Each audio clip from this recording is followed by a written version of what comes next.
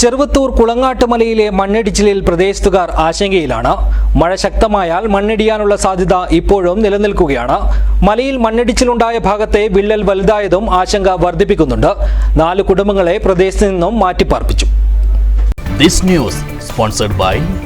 ഉയർന്ന ഗുണനിലവാരം, തികഞ്ഞ വിശ്വസ്തത, ജനതാ പാൽ. ബുധനാഴ്ച രാത്രി 8 മണിയോടെയാണ് കുളങ്ങാട്ടുമലയിൽ മണ്ണിടിച്ചിലുണ്ടായത്. താഴ്ഭാഗത്തെ ടി വിനീതയുടെ വീടിന്റെ ഷെഡിന് മുകളിലാണ് മണ്ണും മരങ്ങളും വന്നു പതിച്ചത്. രാത്രി 7:30 മണിയോടെ തന്നെ അസ്വാഭാവികമായ രീതിയിൽ ചെളി കലർന്ന വെള്ളം ഒലിച്ചു വരാൻ തുടങ്ങിയിരുന്നു. പിന്നാലെ വലിയ ശബ്ദത്തോടെ മണ്ണും മരങ്ങളും വീടിന് പുറകിൽ വന്നു പതിച്ചു. അപകടം മനസ്സിലാക്കിയ വീട്ടുകാർ മാറി നിന്നതിനാൽ വലിയ അപകടമാണ് ഒഴിവായത്.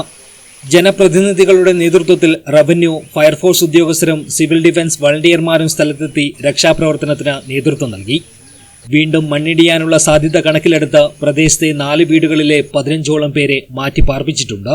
രണ്ടാമതൊരു ഒച്ച വന്നേരം ഓടുമ്പോൾ എല്ലാവരും വീണ് വഴുതിയടിച്ചിട്ട് പിന്നെ പേടിച്ചിട്ട് പിന്നെ ഒന്നും കയ്യും കാലും കുറച്ചിട്ട് ഒന്നും കഴിഞ്ഞിട്ട് വെള്ളമാണ് ഉണ്ടായത്. പുറത്ത് ലൈനെല്ലാം കൂട്ടിയടിച്ചിട്ട് തീപ്പൊരി ഇതെല്ലാം ഉണ്ടായത്. ഇങ്ങോട്ട് ഓടേണ്ട ഒന്നും തിരിഞ്ഞിട്ട് ഫുള്ള് വെള്ളമായിട്ട് ഇപ്പോൾ ആ പറയിൽ നിന്നിട്ടൊക്കെ ഒരു മണിക്കൂറത്തേക്ക് ഒന്നും പറ്റിയിട്ട് നമുക്കായി. കഴിഞ്ഞ മാസം മലയിൽ വിള്ളൽ വന്ന മണ്ണിടിഞ്ഞ ഭാഗത്താണ് വീണ്ടും മണ്ണിടിച്ചിലുണ്ടായത്. അതേസമയം വിള്ളൽ കൂടുതൽ വലുതായത് ആശങ്ക വർദ്ധിപ്പിക്കുന്നുണ്ട്. മഴ ശക്തമായി തുടർന്നാൽ പ്രദേശത്ത് വീണ്ടും മണ്ണിടിച്ചിലുണ്ടാകാനുള്ള സാധ്യതയും ഏറെയാണ്.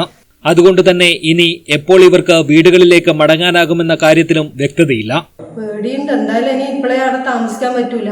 അവിടെ എന്തെന്ന് എങ്ങനെ നിൽക്കല് ഒന്നും അറിയില്ല. തട്ട് പോലെ ആറ്റാക്കിയിട്ട് അതിന്റെ സൈഡ് ഭിത്തിയെല്ലാം കെട്ടിയിട്ട് ഒരു സുരക്ഷിതമാക്കി തരണം.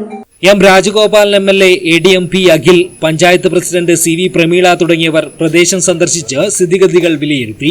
ഇന്നും നമ്മുടെ അതേ ഒരു ഭീകര അന്തരീക്ഷത്തിലാണുള്ളത്. കുന്നുകൾ ഇപ്പോഴും ഇടിഞ്ഞ് പോകുന്ന അവസ്ഥയിലുണ്ട്. ഇന്നലെ രാത്രി മുഴുവൻ നമ്മളൊക്കെ ഈ സ്ഥലത്ത് തന്നെ ഉണ്ടായിരുന്നു. ഇന്ന് രാവിലെ DYFIയും അതുപോലെ മറ്റുള്ള സംഘടനകളൊക്കെ ആവശ്യമായിട്ടുള്ള സഹായങ്ങളുമായി മുന്നോട്ട് വന്നിരിക്കുകയാണ്. അതോടൊപ്പം തന്നെ ഇതിന്റെ ശാശ്വത പരിഹാരം വേണമെന്ന് നമ്മൾ നിരന്തരം ആവശ്യപ്പെട്ടുകൊണ്ടിരിക്കുകയാണ്. News bureau, Cheruvathur.